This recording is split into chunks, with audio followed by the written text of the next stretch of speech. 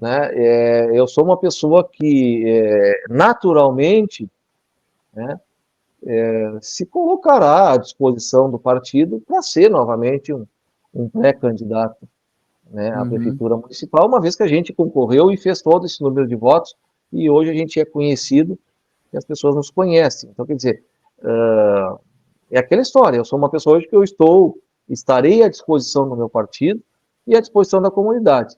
Se ambos entenderem, né, que eu terei que ser o nome dessa possível posição, o nome do PSDB, enfim, a gente tem que, como eu digo, a gente tem que muita conversa pela frente. E isso tem um entendimento também de todos os partidos, todas as pessoas têm que entender. Mas eu digo, dentro do PSDB, o meu nome estará sempre à disposição. Eu sou um soldado do partido. Agora, a costura lá na frente a gente não sabe. Se lá na frente as pessoas entenderem, o grupo entender, olha, Cristian, você tem que ir candidato a vereador, eu vou candidato a vereador para ajudar. Não tem problema nenhum, né? Mas, com certeza, candidato em 2028 eu vou ser.